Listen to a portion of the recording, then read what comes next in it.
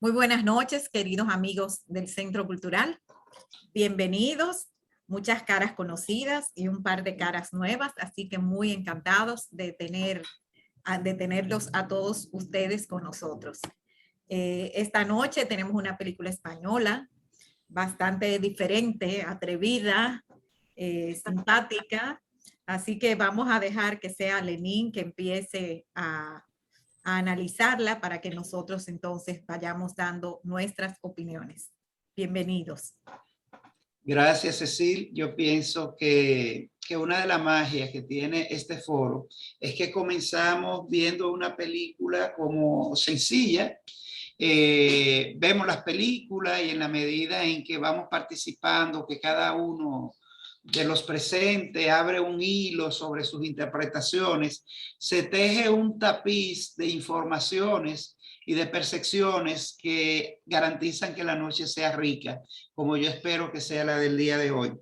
Y esto sucede con esta película, una película llana, incluso a nivel cromático. A mí me queda a nivel de colores como una película limpia, una película sencilla, pero que trae detrás una serie de pensamientos y de ideas que se podrían tornar y son complejas. La película, el autor tiene una mirada intelectual y lo cuenta a través del género de la comedia negra, con esos toques de humor que nos sorprenden, que es una de las características de la película, como vamos encontrando cosas y de repente nos lleva por un camino y nos conduce a otro. Realmente una película, yo creo que bien dirigida, una actuación sobre todo del protagonista y los secundarios no le hacen ruido. Creo que son las dos grandes luces, de hecho fueron los premios con la que fue distinguida, tanto mejor director como mejor actuación de ese actor muy querido en España, Javier Gutiérrez, que interpreta a Álvaro. Estamos ante una película que en su año fue considerada una de la mejor película de España y que tuvo grandes aplausos y reconocimiento de quienes la vieron y la siguieron. Entonces, con esta introducción, me gustaría que comencemos hablando de este personaje que está tan presente en la vida, que ha recorrido siglos, generando según los estilos, la época, distintos estilos de autores y con los estilos de vida, que es lo que da lugar a esta historia. Entonces, Cecil, vamos a comenzar. Vamos a ver quién levanta la mano, quién quiere comenzar en parte a desahogarse, en parte a compartir y a comentar qué le pareció la película. Adelante, la manita amarilla contrastan en el tablero de la computadora, en la pantalla, así que vamos a ver. ¿Quién se anima a comenzar? Voy a romper el silencio hoy. Bien, Tamara, bienvenida. No, es Nora, es Nora. Ah, Nora, perdón. Sí. Perdón, Nora. Bueno, yo pude, a mi interpretación, en realidad el escritor tuvo celo de la esposa, porque él también tenía mucho deseo de ser escritor. Y también tuvo su problema cuando la encontró a ella siéndole infiel, también eso medio que lo trastornó. Entonces, sus clases con el profesor, como le decía que tenía que ver, que eran cosas reales, que tenía que observar el mundo, él empezó a idear cosas y a manipular a todas las personas que estaban a su alrededor para ir creando su libro. Y cuando estuvo en la casa esa que tuvo vecinos, hablaba tantas mentiras para ver cómo reaccionaban y poder escribir su libro, que al final se sorprendió de que a él fue que lo llevaron preso. Pero a él le importaba tan poco su libro, estaba tan enfrascado en escribir un buen libro, que hasta en la cárcel, cuando estaba en la cárcel, empezó a volver a hacer rebuses para seguir escribiendo. A mí me gustó bastante la película. Bien, bien, gracias, doña Nora. Sí, gracias. Ha hecho un recuento interesante de la película. Sería interesante que volvamos al personaje de la esposa y realmente vemos, usted toca un tema interesante y es cómo a partir de las dos tramas que coexisten en la película, se abandona el personaje el personaje que comienza Álvaro y le da paso a otro Álvaro, que es el que va entretejiendo esa metanarración, ese metarrelato que va tomando importancia en la película. Yo pienso que se divide la película en dos partes. El primer nivel de la narración, que es cuando presentan al Álvaro fracasado, y la otra en la que él está en ese fervor de sentirse realizado como escritor, con esta estrategia creativa que no deja de ser creativa, aunque hayan unos temas de valores involucrados en su manera de escribir. Cecil, ¿sí? Tenemos otra mano levantada, Roberto. Sí, Roberto, vamos a darle paso a Roberto. Buenas noches. Buenas noches, Roberto. Mira, antes que nada, yo quisiera, entre paréntesis, felicitar a Cecilia Lenín y no solamente felicitarlo, sino hacerle mi reconocimiento del esfuerzo, el sacrificio y todo lo que hacen, porque no solamente el Cineforo, porque en el caso del Cineforo está Lenin, pero Ceci participa en todo. Y, gracias. Así es. Y de verdad que le doy mis felicitaciones y mi reconocimiento. Muchas gracias, don Roberto. Encantada de oír esas palabras bonitas que nos alientan. Muchas gracias. Así es. Así que sigan adelante, que están haciendo muchas cosas positivas. Gracias. En este mundo tan, vamos a decir, tan descompuesto que estamos viviendo y con tantas cosas, antivalores y todas estas cosas, pues yo los felicito porque están haciendo una gran labor. Gracias, gracias. Gracias. Ahora mismo estaba yo pensando que oí que comenzó a llover, que esta es una de las ventajas que nos ha traído la pandemia. Hubiéramos tenido el Cineforum presencial y probablemente una amenaza de lluvia, pues lo arruinaba, ¿no? Pero ahora no tenemos ese tipo de limitaciones, podemos como quiera reunirnos, hasta personas que están fuera del país, como es María Isabel, que está fuera del país, entre las que sé que están fuera. Así que muchas gracias a todos ustedes por seguirnos apoyando en las actividades que hacemos y lo apreciamos muchísimo. Sí, y sobre la película, pues a mí me encantó. Hay muchos puntos, muchos vértices que tratar.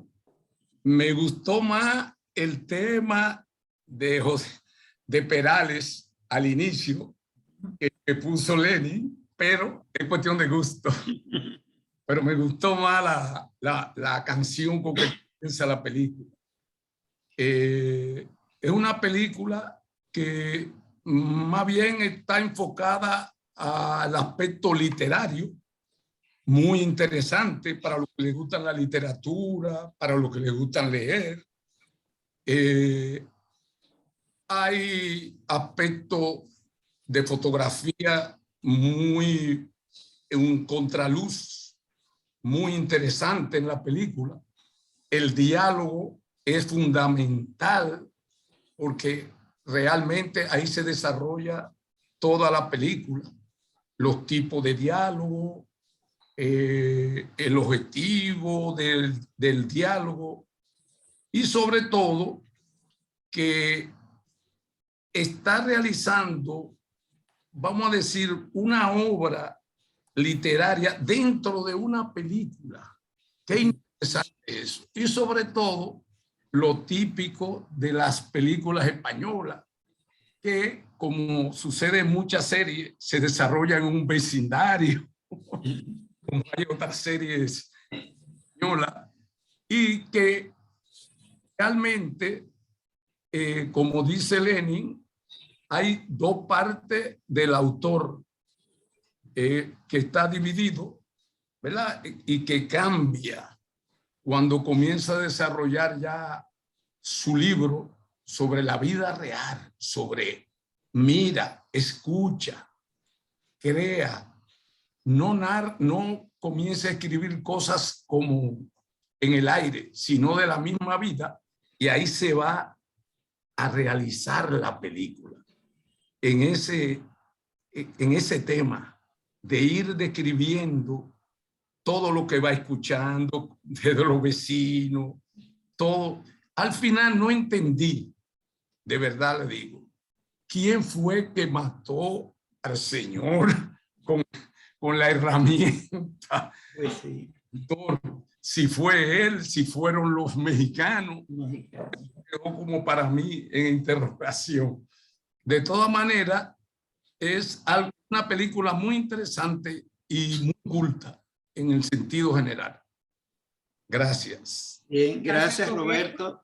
Cecil, antes de darle paso a doña Francia, quiero aprovechar el tema de la referencia a la canción que hace Roberto. Y es que, cierto, esta canción, la primera es una canción del catálogo de José Luis Perales. La segunda se escribe especialmente para la película. Y lo interesante es que se logra a nivel de producción que esta canción tuviese la misma atmósfera y bueno, la misma naturaleza que el resto de la canción de José Luis Perales, y basta con su voz. Ahora, ¿por qué es importante? ¿Por qué en el casting es tan importante que tan pronto escuchemos la canción entendamos que es José Luis Perales que está ahí detrás? Es por el tema de lo cotidiano. José Luis Perales es un cantante de masa y de la cotidianidad española, igual que la canción que interpreta la portera en el karaoke de Rocío Dúrcal, se nos ha hecho tarde. O sea, con esto se pone el acento al discurso que el profesor vende en la clase y que es lo que mueve al autor a desarrollar toda esta trama en la que él toma conciencia de por dónde debe de ir su éxito como escritor, y como un buen alumno se lanza incluso a vivir en un espacio donde pueda tener este retablo de personajes que él manipula. Y con esto de la canción, las fotografías, genial, la dirección artística de la película, ese karaoke, ese gusto, ese detalle con que presentan esta mujer en un plano que comienza a generar y después va a un plano medio, con los detalles del rojo y la conexión con Rocío Dúrcal. La otra fotografía, ya que don Roberto lo mencionó, que a mí particularmente me sorprendió y estéticamente sumamente bien lograda, es la escena en la cama en la que él está con la portera, donde ella con el sudor parece casi de plástico, esta vista a vuelo de pájaro, aérea, exquisita, o sea, digna de festivales y de concursos. O sea que poco a poco vamos a ir mirando cómo la película, que comenzamos viéndola como una película sencilla, está llena de mucha riqueza cinematográfica, intelectual, incluso ideológica. Así que vamos a escuchar a doña Francia y tenemos a Diamela después. Así.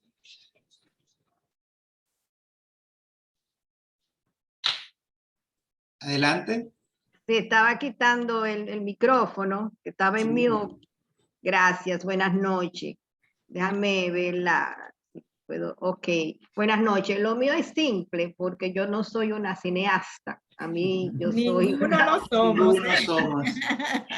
O sea que el asunto técnico de la película no puedo expresarlo con la fluidez que algunas personas podrían hacerlo en relación a la música, a lo que quiere el productor, dónde se produce, etcétera, etcétera. Como una simple ciudadana que le gusta el cine, bueno, al principio lo de la música de Perales, la letra me encantó, me fascinó. Y creo que va muy acorde a la edad que uno tenga. Ya yo soy de la tercera edad y esa tercera edad te enriquece mucho. Y también algunas veces te da nostalgia del tiempo.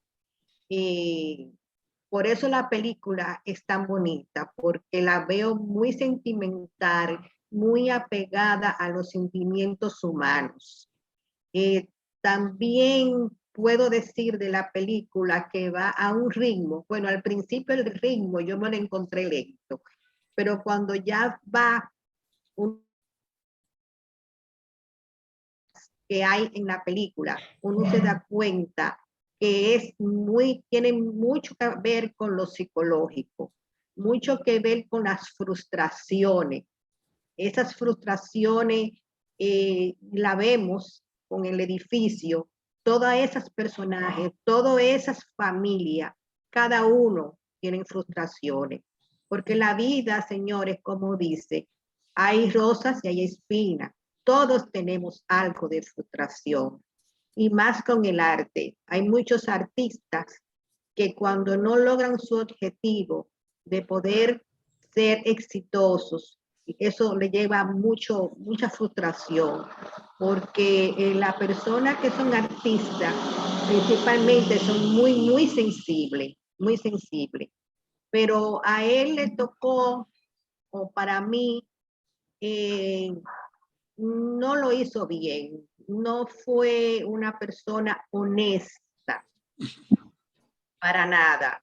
Honesta fue precisamente la portera, porque la portera se enamora de él y en eso ya lo comentaron, cuando ellos tienen relaciones y se ven en la cama, cómo ella se entrega sin pudor, porque también aparte de la emoción o sexual, ella se enamora y se entrega en lo moral, en sí.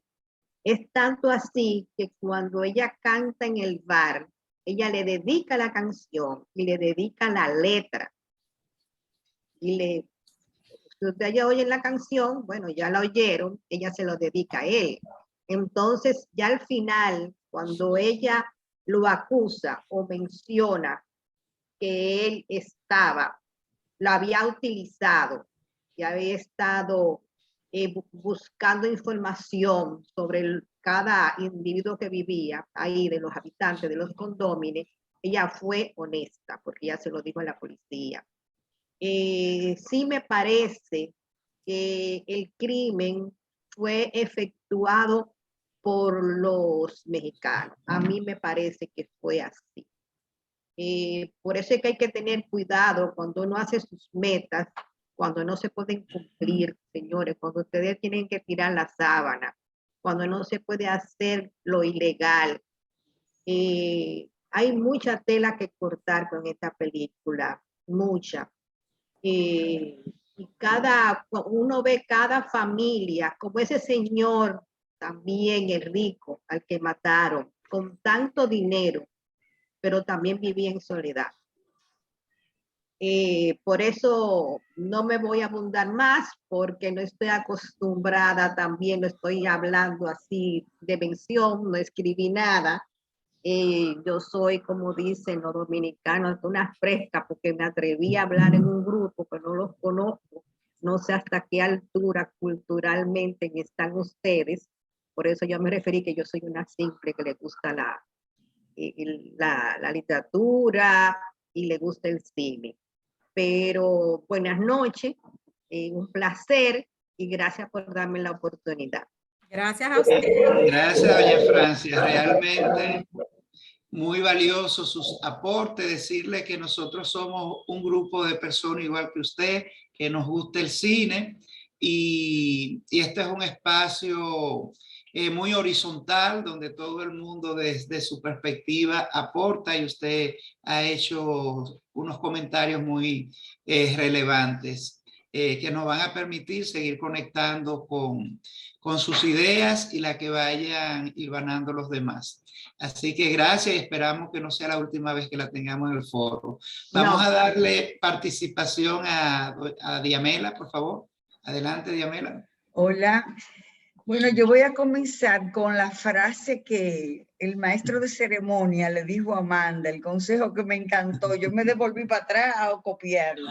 Cuando se refería a que, como decía Juan de Mairena, el personaje de Machado, ese consejo que le dio, que no se le fueran como lo humo a la cabeza con el premio, porque él le dijo, nunca pierdas el contacto con el suelo y así tendrás siempre una idea precisa de tu estatura. Eso me encantó. Yo no la conocía, pero después vi sí, lo de Juan de Mairena, que tiene muchos dichos y muchas frases y muchas cosas. Pero esa me gustó mucho. Entonces, en cuanto a los personajes y la actuación, que siempre es lo que más me gusta, lógicamente, el tipo, o sea, aparte de Álvaro, o sea, el Javier Gutiérrez, a mí me gustó mucho Juan, el profesor, Antonio de la Torre, ¿verdad? Sí. Me encantó muchísimo la actuación, porque aunque él es tan hiriente y lo pincha y lo pone y le dice y lo hace escribir como Hemingway en pelota y todo lo que fuera, pero es una manera de motivar realmente. En un profesor o algo yo me encuentro que lo estaba haciendo brillante. En cuanto a la actuación, esas dos, y en cuanto a la trama, él, para mí, aunque la película se llama El Autor y en inglés le pusieron, ay Dios mío, ¿cómo fue que le pusieron? El motivo. Exactamente, The Motive. Él era simplemente un manipulador. Él no fue ningún autor, ni nunca lo va a ser, ni nada, porque él no hace nada auténtico. Simplemente es oír, grabar, copiar, manipular, poner un papelito diciendo que el otro es gay para que el otro se enoje, entonces copiar rápidamente lo que el otro dijo. Prácticamente era textual los diálogos que lo copiaba, los de los mexicanos. O sea que para mí él nunca fue escritor ni lo va a llegar a ser nunca, porque él nunca fue creativo de nada, simplemente copiaba. Y sí, el giro final fue, la verdad que fue buenísimo. Para mí inaudito, yo no me lo esperaba para nada, me sorprendió gratamente.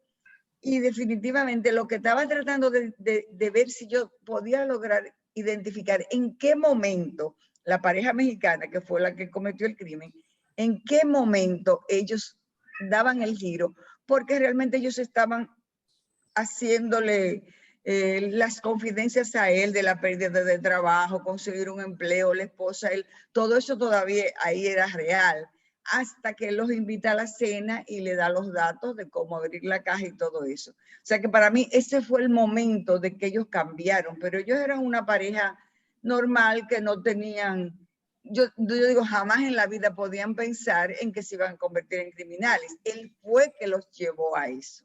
Él fue que los llevó a eso y por la pérdida del trabajo, por decirle que no era posible él conseguir una asesoría legal para conseguir que le dieran prestación o lo que fuera. Todo eso fue un engaño de este muchacho, de Álvaro. Entonces, realmente él los llevó a eso.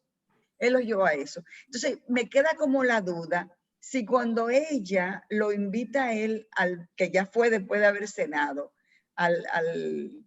al puente, se ve como si ella estuviera enamorada realmente de él, al principio cuando no sabía que era así. Y luego, entonces, esa escena final que van al puente y ella le cuenta y le dice, y él le aconseja que no, tú tienes que quedarte y demás. No sé si eso fue fingido también de ella. Tengo la duda y pienso que quizá era real. Ella todavía no estaba pensando en que iban a cometer el crimen. Entonces, nada, el final fue fabuloso, la verdad. Que uno no se lo podía imaginar. Eso es todo por ahora. Bien, antes de darle paso a doña América, sería importante reflexionar un poco un hilo que pone Diamela respecto a la originalidad o no. Yo pienso que las historias, las narraciones se cuentan en primera persona o se cuentan en tercera persona y las historias pueden ser vividas o pueden ser prestadas o robadas, como en este caso. Yo creo que a nivel de creatividad es una estrategia que a él le funcionó como escritor y no es menos creativa porque fue una búsqueda de solución que enfrenta algo que es en todas las expresiones artísticas, sea escritor, sea bailarín, sea pintor, sea cineasta, que es el síndrome de la página en blanco. Estamos ante una persona con, sobre todo, un interés por la escritura, quién sabe si hasta un sueño o una presión social, pero que da con un punto creativo, que es más que encontrar la musa. En este caso, estamos viendo incluso unos rituales que tienen carácter de iniciación, porque ese desnudarse, yo lo vi como más allá del estereotipo de yo como escritor, ¿qué voy a tener? ¿Qué es lo raro que yo voy a tener? Yo lo vi como una iniciación y cómo traduce a la acción lo que el profesor le decía sobre los genitales, literalmente él lo hace. Y ahora, lo que hay detrás es todo un tema ético que tiene que ver con lo que es la probidad académica. Y habría que ver el tratamiento, porque ese es el misterio que nos queda a nosotros. Cómo él escribía realmente, porque estamos manejando la historia, pero cómo él escribía no lo sabemos. ¿Cómo iba la novela? No sabemos, y es parte del misterio de la película que engancha también. Ahora, de que fue capaz de generar una estrategia para romper con esa página en blanco, indiscutiblemente, Diamela, entiendo que tenía su valor. Ahora, el tema ético y el tema de la manipulación que él utilizaba, que se convirtió en un manipulador de todas estas personas, que cambia incluso la perspectiva de esta pareja, como usted bien dice, pero como manipulador, él lo llevó a donde él quería para generar su historia. No sé si doña América nos permite compartir el tráiler, Cecil, que no lo hemos puesto, para que también se refresquen algunas ideas. Y doña América, con su permiso, vamos a poner brevemente el tráiler, porque ya vamos avanzado en la noche y así otras personas también pueden recordar algunos puntos y participar.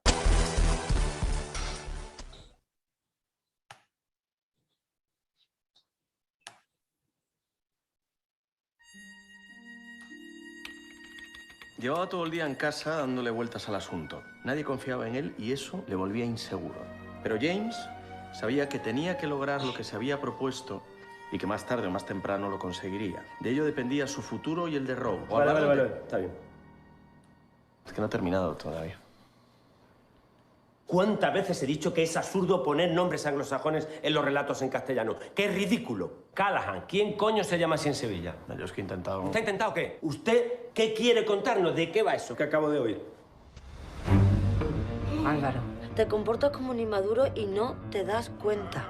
Si no tienes talento para escribir, no escribas. Usted no cree que tenga talento, ¿no? Álvaro, lo que yo pienso no tiene ninguna importancia. Vivir, mirar y escuchar. Disculpe, llevo mucha prisa. Sabes que me gustaría enseñarle algo. O sea, una novela sobre un edificio. Bueno, sobre personajes. Quería preguntarle por los vecinos. Le gusta un poquito cotilla, ¿no, don Álvaro? No. Tiene un montón de dinero. Se lo habrá ganado. Cobrando una pensión de lujo por militar franquista. Mientras tanto, tú te quedas en el paro y puede que vuestros hijos no tengan que comer mañana. Sí van a tener. ¿Y cuál es el plan? Bueno, pues pensaba dejar vivir a los personajes. ¡Nada! No digas que no hice nada, ¿ok? Yo quiero escribir literatura de verdad. Dame una escena. Dame una puta escena, por favor. Es que yo no he visto en 3 años una línea de algo que ha pasado. Cuénteme usted cómo se hace una paja. Cuénteme usted cómo me odia. Yo creía que ibas a llegar hasta el final. No tienes huevos para ser escritor. ¡Su puta madre! ¿Dónde estás? Bien, dejo de compartir. Vamos a ver. Vamos a escuchar a Doña América, que siempre tiene aportes muy importantes. Perdón, que se quedó. Hoy está con nosotros uno de los actores que más trabaja en España. Viene a presentarnos su última película, El autor, entre otras muchas cosas. Recibimos al ganador de un Goya, Javier Gutiérrez. Ya. Bueno, buenas noches. Después de haberles escuchado, prácticamente uno no tendría que añadir mucho. Me voy a esforzar, es un atrevimiento, para darle otra perspectiva, otra mirada, o complementar la mirada que ya se ha planteado. Yo veo la película, entre todo lo que se ha dicho, como un cuestionamiento a los bestsellers.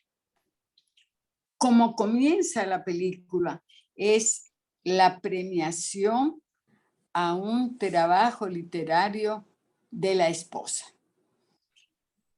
Y ahí hay un tema de género en términos de la escritura. Es decir, es ella la que gana el premio.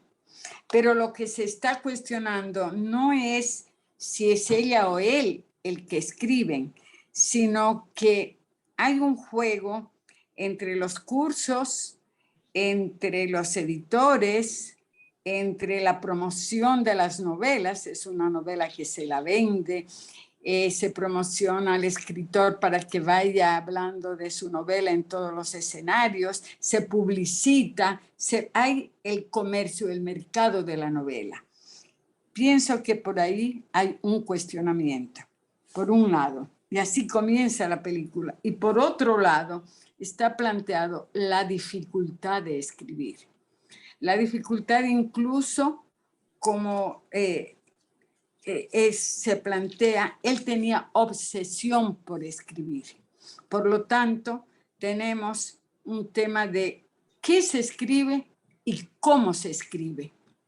Y lo que el profesor le enseña en el curso es la técnica para escribir, pero quien lo enfrenta es el profesor. Pero el profesor también es muy dudoso en la película si ya conocía a la mujer, porque ellos tenían una relación, por lo menos al final eso se ve bastante claro. Entonces, hay un complejo de relaciones que están planteadas en la película a través de temas personales, individuales, familiares. Pero esta película la veo muy rica porque se da en medio de conflictos sociales y políticos. Por ejemplo, dentro del vecindario está el mundo de España.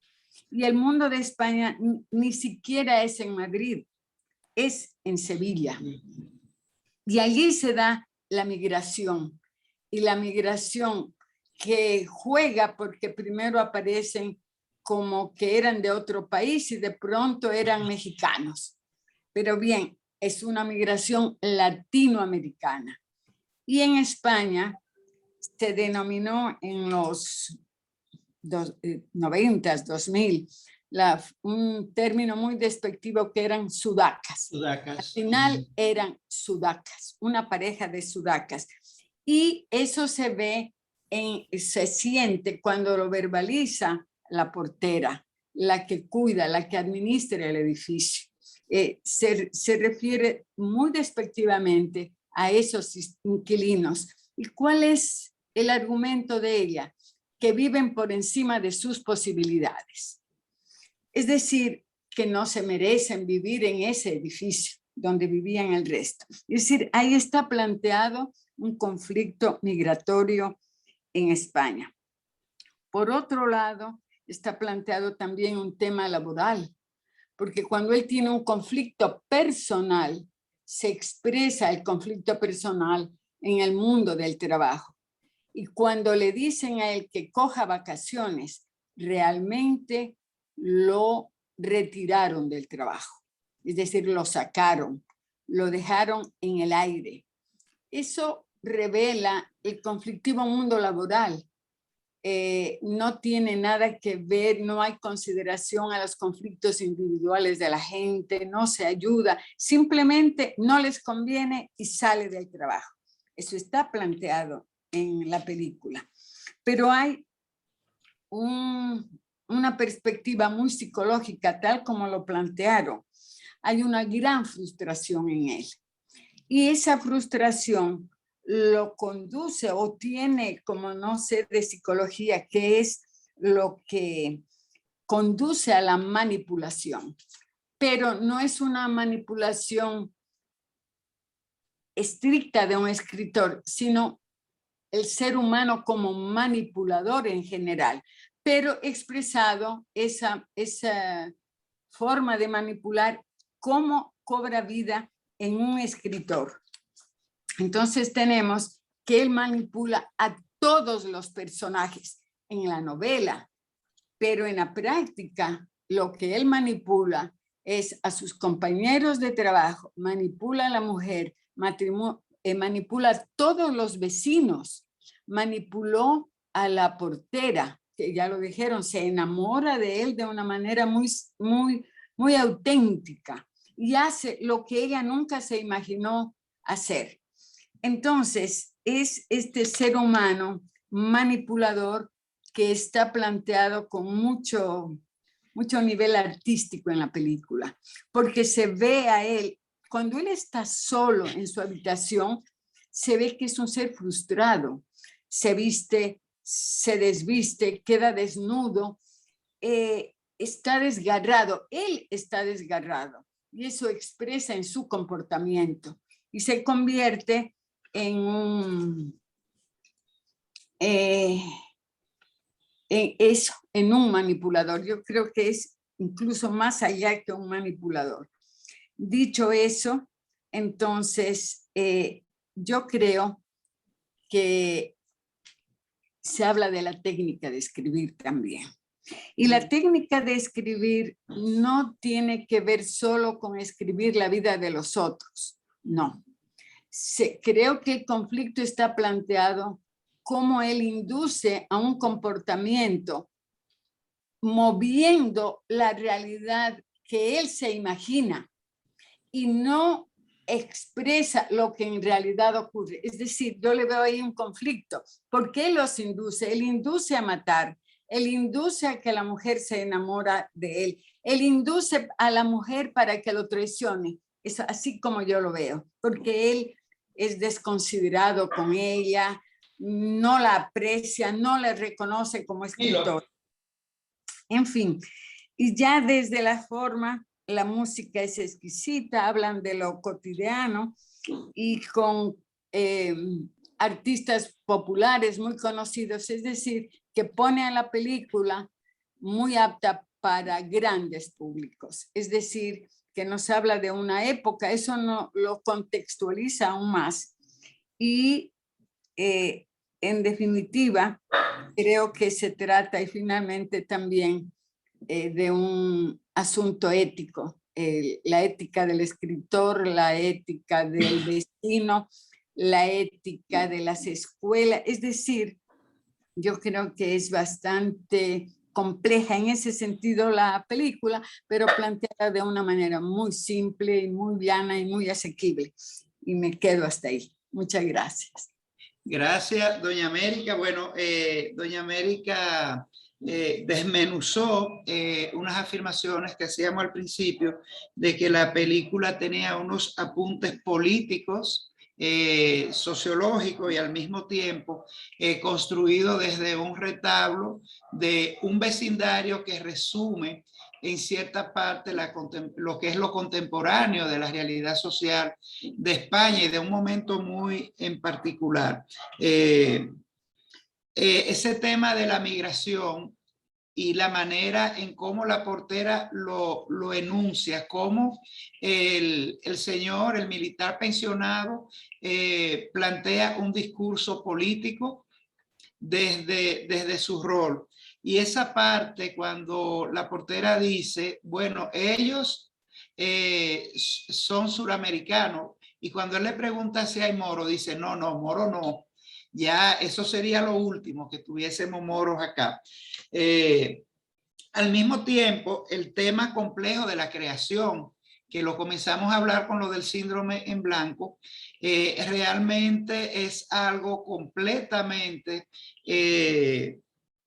complejo y que en la película se le saca mucho provecho, incluso poniendo en el personaje de Álvaro algunos elementos del genio romántico que busca la popularidad, que sueña con tener seguidores, pero también volver la mirada que si bien hay un tema ético que anula cualquier valor que pueda tener lo que Álvaro hace, yo me quiero mantenerme del punto de vista de la creatividad con el tema del ingenio. Miren que en una parte cuando él está haciendo la consulta al profesor, el profesor le dice, sí, pero está escribiendo cosas cotidianas. Él le dice, pero eso fue lo que usted me dijo. Pero él le hace un contraataque, porque también la película tiene un poco del juego del ajedrez que llega ya al final de la historia. Y es cuando le contraataca y le dice, sí, lo que pasa es que yo estoy dejando que los personajes sean ellos los que lleven la historia. Y es tan así que esa afirmación que él hace se convierte en el desenlace de la película a nivel que los personajes tuvieron tanta libertad que lo sorprendieron a él. Él creía que estaba manipulando, pero los mexicanos hicieron un juego grande de manipulación, incluyendo que le vendieron la idea de que ellos se iban a mudar cuando le piden la herramienta y que lo ponen a él en una posición de debilidad y de vulnerabilidad a nivel que es el que queda enganchado cuando fueron ellos los que cometieron el crimen. Pero vamos a escuchar a don Roberto, que tiene la mano levantada. Gracias, doña América. Y quería señalar un par de puntitos. Primero, estoy de acuerdo contigo, Lenny, en cuanto a lo que dijo Diamela, de que no se podía considerar como muy creativo al autor. Yo creo que sí, así como los historiadores investigan el origen o la historia de algún, vamos a decir, de algún tema específico, ellos van recopilando cosas y la van,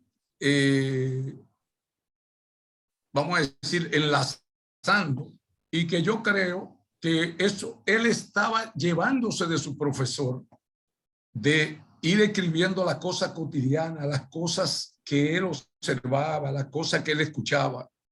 Y estoy de acuerdo en ese sentido. En otro aspecto, a mí, en el sentido general, el director de la película logró su objetivo en todos los sentidos, porque al final lo que queremos ver es cómo se desarrolla la película y cómo el director logra conseguir sus objetivos. Por otra parte, yo aprendí hace mucho tiempo de que muchas escenas que parecen un poquito vulgares, ¿verdad? Como las escenas de él cuando aparece con la ama de llave o la encargada del... Y cuando él aparece desnudo, de espalda, o como le decía el profesor, ¿no? Poniendo sus timbales sobre la mesa. Todo eso tiene que ver con el objetivo de la película y no tiene que ver nada con obscenidades, vamos a decir. Y es muy interesante ese aspecto. Así que yo felicito al director. Gracias. Bien, gracias, don Roberto. Bueno, realmente la película es un juego de manipulaciones. El profesor lo manipulaba y el tema de la comida es muy importante. Cuando él le dice, pero si ya tú no vienes a los talleres, tú estás en otro nivel de escritor, llévame a otro sitio más elegante para comer.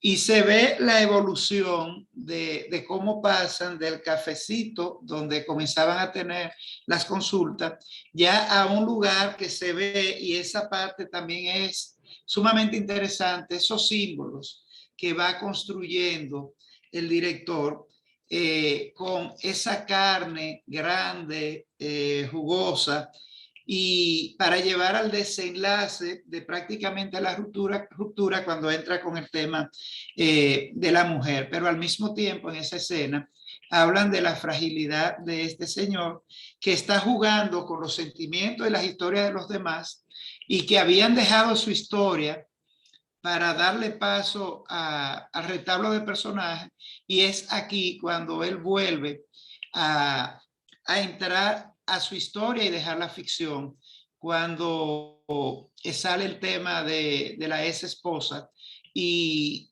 el tema ético de cómo el profesor le estaba pasando la historia. Era como una confrontación. Bueno, el profesor hizo algo que no es ético, pero tú tampoco estás haciendo un juego ético con todos estos personajes que va enredando incluso a llegar a la criminalidad.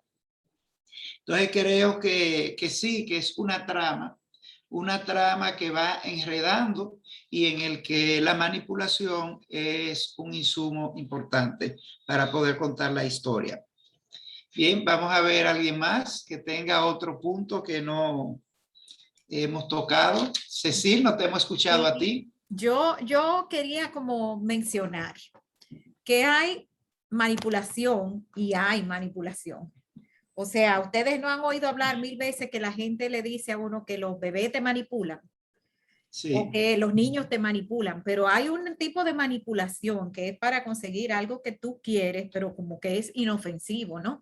Pero hay un tipo de manipulación que es dañino y que tiene un contexto ético muy cuestionable. Por ejemplo, lo que él hizo con los mexicanos, aún sabiendo que les estaba arruinando la vida, al decirle que no había posibilidades, que él se había empapado en el tema y que no habían posibilidades de conseguirle una retribución por el paro, por la cancelación.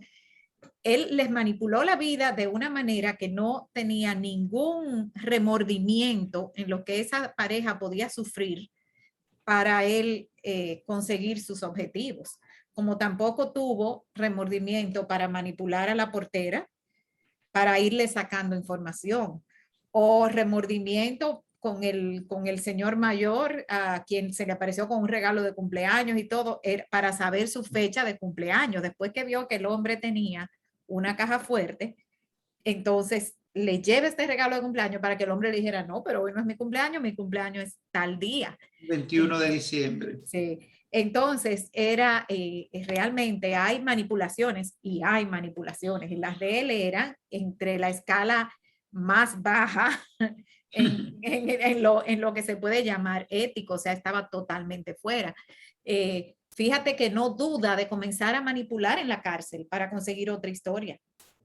Y se ve sonriente y feliz de que está consiguiendo su objetivo. O sea, el tigre no aprende. El señor no aprende. Y yo veo en él una persona extremadamente egocéntrica. Fíjate que es el día en que su esposa está recibiendo un premio, un alto honor. Él se va a su clase y llega tarde porque la clase se prolongó. O sea, por Dios, ¿tú entiendes? es el día quizás más importante en la carrera de tu esposa y tú no estás ahí para acompañarla porque los celos te corroen, porque la envidia te corroe.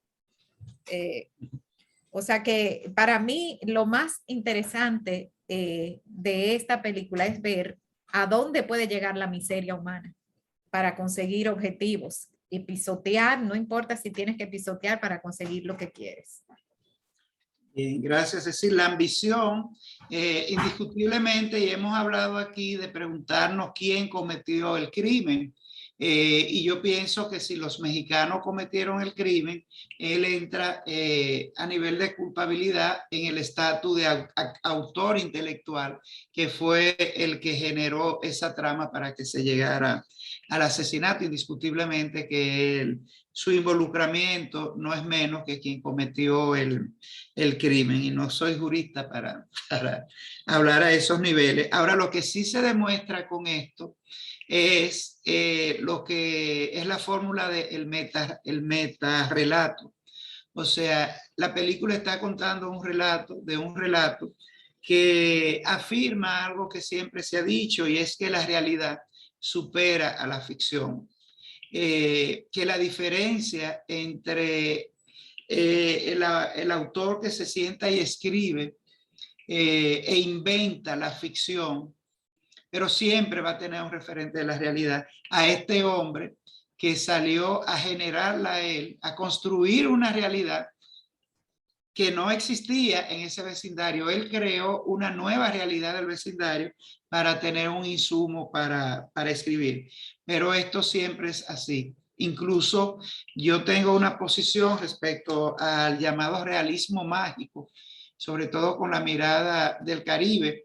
Y bueno, y esto no es una idea mía, es de los críticos de la literatura, que dicen que el realismo mágico no existe, que existen realidades muy fuertes que lo plantean como surreal, pero esas realidades están ahí. Y son realidades que sorprenden, sobre todo cuando la miramos de manera desde fuera y que no formamos parte de esa realidad. Basta entrar a nuestros barrios, a nuestros campos. Entonces, ese realismo o la realidad es una realidad, ¿es real o es magia?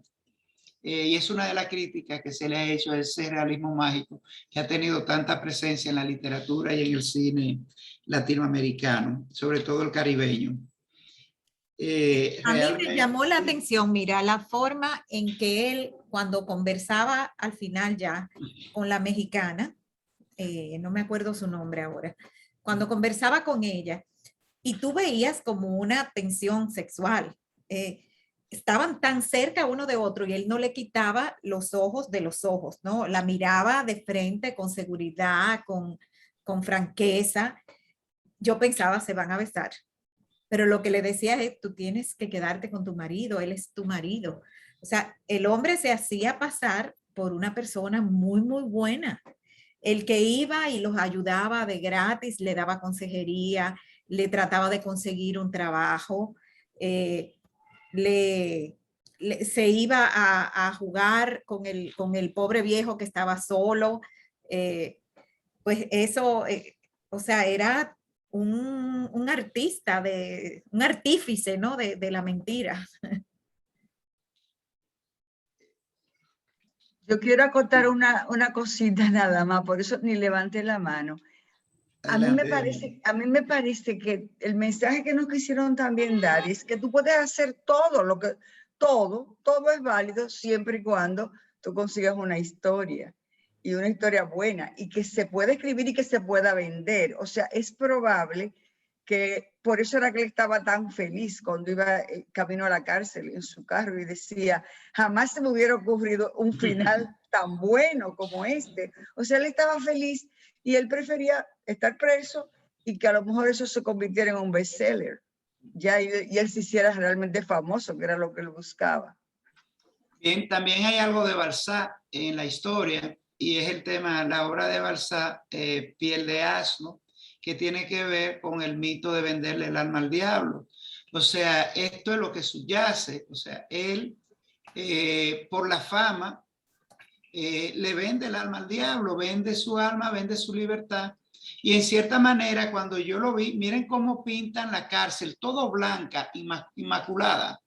O sea, un espacio inmaculado. Y si miramos la habitación, el apartamento donde él crea todas estas historias, hay un símil, es como, bueno, no estoy en el apartamento, que era lo que él tenía, soledad, frustración, ahora está en la cárcel, tiene más insumo para escribir y comienza lo que ya es su técnica de escritura, seguir desarrollándola sobre este tema de la manipulación. Ahora lo que no sabemos, si ese venderle el alma al diablo va a tener la consecuencia que tiene el mito. De qué va a pasar con él en medio de esta cárcel si sigue abusando y explotando esta estrategia para crear. Entonces, el mismo director también manipula, eso que decía Cecil, es un ensayo de la manipulación. El director no manipula llevándonos a pensar cosas que podrían pasar y después le da un giro, eso mismo. Yo pensaba, porque en la primera entrevista con el profesor, él le dice, explota el tema de la tensión sexual.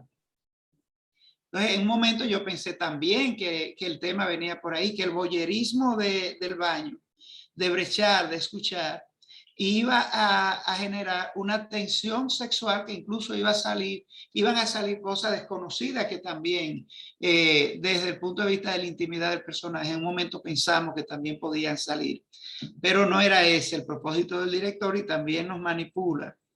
Y al final nos deja sorprendidos con ese hijo de la gran puta que dice él cuando va en el carro, cuando describe, oye, se me fueron de la mano. Y realmente, mira, terminé siendo el manipulado de la historia. Cayó en su misma garra. Realmente estos temas éticos en la creación son, sobre todo en la contemporaneidad, es otro punto que la película se plantea dentro de todos los hallazgos que podemos ver. O sea, el tema de si la creación justifica lo ético, y hay algo de Maquiavelo también en esto, y es un debate, por ejemplo, sobre todo en las artes visuales, todo el tema de cómo se vulneran incluso derechos, cómo, y lo que está pasando, por ejemplo, actualmente en los museos, a nivel de las ciencias sociales, o sea, todas las atrocidades que se cometieron y cómo ahora se están resarciendo esas deudas que se tienen con comunidades indígenas, con sobre todo los grupos africanos. Por ejemplo, en Francia recientemente, hasta hace poco tuvieron el cuerpo de una mujer de una tribu africana sencillamente para explicar la estetopía, algo que pudieron haber hecho, o sea, el abultamiento de los glúteos de algunas tribus africanas, algo que pudieron haber resuelto modelando una figura. Tenían ahí momificado el cadáver de una persona y qué bueno que se está reflexionando, y esta persona se retiró recientemente en Francia.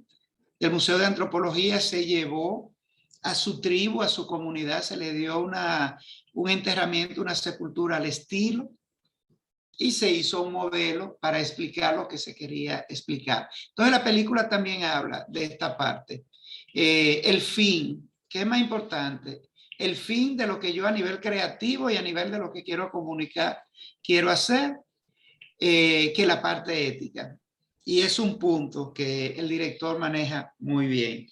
Definitivamente una película, los registros, el guión, maravilloso, de verdad. Y sobre todo al final terminamos de convencernos de que es un excelente guión.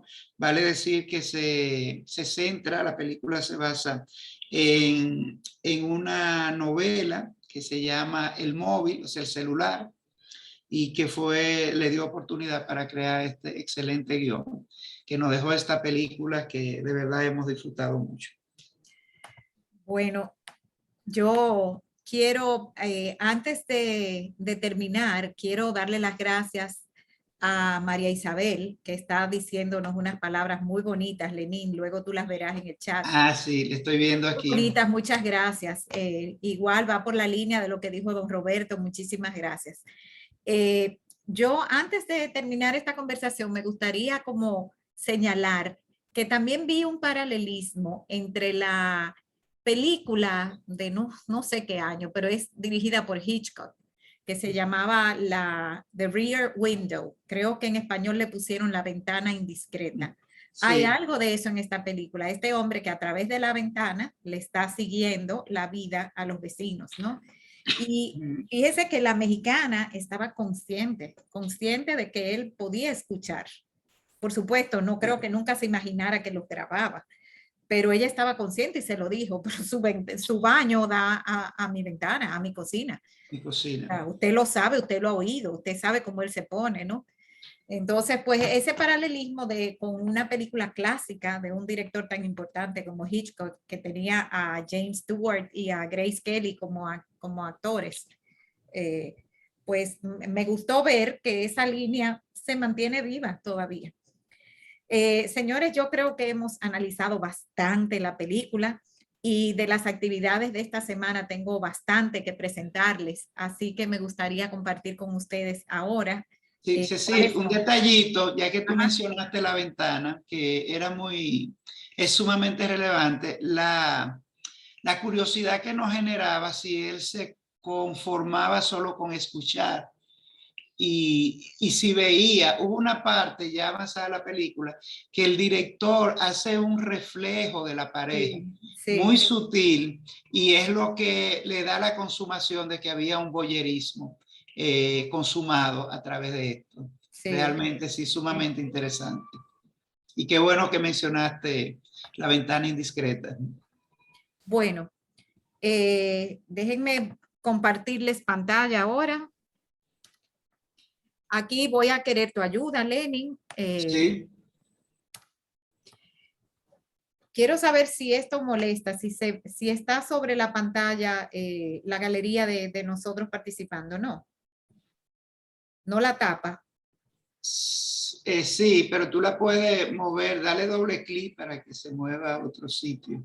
Bueno, okay. Vamos a moverla. O mueve la rueda. Bueno. Sí.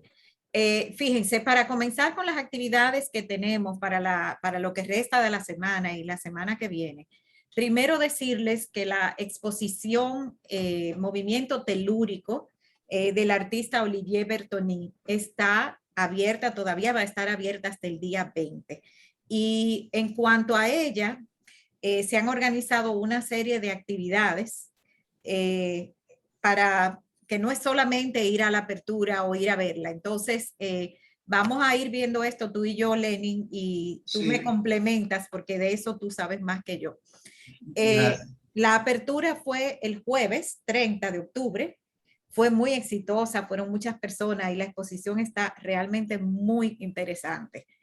El lunes 11, eso es el lunes que viene, y el miércoles 13, de 6 a 8 de la noche, vamos a tener un taller de pintura basada en la técnica que utiliza este artista, que es una técnica a mano alzada y con el trazo a pincel largo.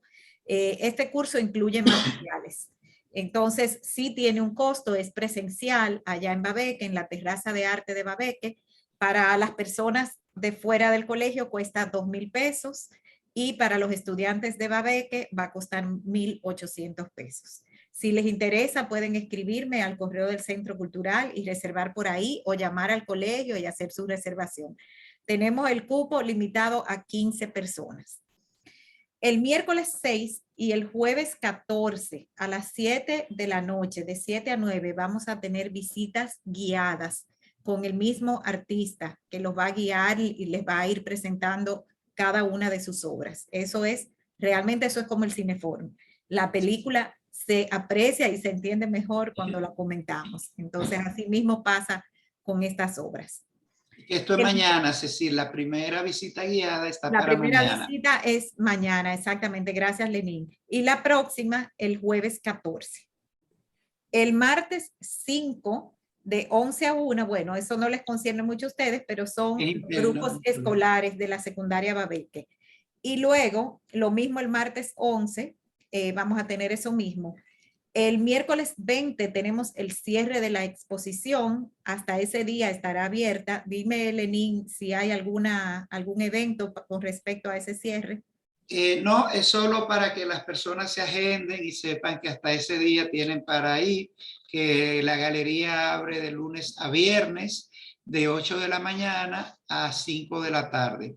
Incluyendo el mediodía corrido, pueden acercarse a la galería del colegio. Importante, Cecil, decir que el artista ofrecerá el 25% de la venta de las obras para contribuir a la reconstrucción de una región en el sur de Haití a través de una fundación que está haciendo trabajo en reconstrucciones de las casas que fueron afectadas por el terremoto que se dio en agosto del año pasado. Excelente. Si alguno de ustedes tiene contactos con escuelas que desearían llevar, por ejemplo, pequeños grupos de estudiantes a conocer la exposición y a ser guiados en ella, pues eso pueden hacer una cita o con Lenín o conmigo, y entonces podemos agendar eso para que grupos pequeños de estudiantes puedan visitar la exposición. Mañana tenemos un viajecito. Ustedes saben que estos viajecitos virtuales son buenísimos, con Kilvio Cabral Achecar y con Diamela. Es con los dos que viajamos. Y vamos a conocer un parque nacional de Estados Unidos que se llama Great Smoky Mountains. Ese es un viaje preciosísimo porque la naturaleza y la vida salvaje y la biodiversidad, tanto de plantas como de animales en esa región, es una cosa espectacular. Este parque se encuentra en la frontera entre North Carolina y Tennessee. Entonces, ya saben que como siempre que hacemos viajes con Kilvio, es a las 8 de la noche, no a las 7:30. El jueves tenemos música. Oh, Señor, gracias. Tenemos música clásica de nuevo. Carmen Rita Malagón nos va a presentar a Scheherazade. Esa es la Scheherazade de Rimsky-Korsakov, basada en los cuentos orientales de las 1000 noches y una noche. Ella nos va a presentar música y cuentos de Rimsky-Korsakov. Eso a las 7:30. La semana que viene, lunes, recuerden que hemos cambiado a Adolf Gottschalk a los lunes, vamos con la segunda parte del riego. Recuerden, hace 2 semanas, bueno, hace una semana ahora, tuvimos el riego y fue la primera parte. Entonces, el lunes próximo nos vamos con la segunda parte. Es importante que sepan que Adolf está hablando aquí del riego doméstico, por así decirlo. O sea, el riego que tiene que ver con nuestros jardines, con nuestras terrazas, con nuestros balcones, las plantas de interior, no con el riego que tiene que ver con cultivos comerciales. Y nuestra próxima película para el martes que viene se llama El olvido que seremos, una película de un director español, pero la película es colombiana. Y es una película que está basada en una historia real, es un drama familiar, es una película biográfica y bueno, creo que va a ser bellísima por todo lo que he leído, no la he visto todavía, pero por todo lo que ya he leído, estoy inspiradísima para verla. Parece que es una película que te deja con un sabor a familia, a familia bien llevada, que vale la pena que experimentemos. Entonces nos va a dar un retrato de la Colombia problemática entre los años 70 y 80, cuando estaba en su apogeo el narcotráfico y la represión política y todo eso. Entonces, señores, la guerrilla. La guerrilla, exactamente. Por hoy, eso sería todo. Vamos a agradecerles a todos ustedes su presencia esta noche, toda su participación y sus comentarios tan atinados y tan enriquecedores. Muchísimas gracias. Buenas noches, Luz María. Buenas noches, gracias a todos. Buenas noches, buenas noches. Buenas noches. Buenas noches. Gracias. Encantada por ser mi primera vez. Fabuloso. Nosotros más encantados que usted, se lo aseguramos. Vuelva. Nos vemos para la próxima película, que yo Muchas inicié gracias. anoche a verla. ¿Verdad? Oh, qué bien. Excelente. Mira qué casualidad. Ajá. Muy bien. Sí. Buenas Bueno, noches. Pasen Buenas todos noches, muy buenas martes. noches, ¿eh? Adiós. Gracias. Gracias, buenas noches. Buenas noches. Buenas noches.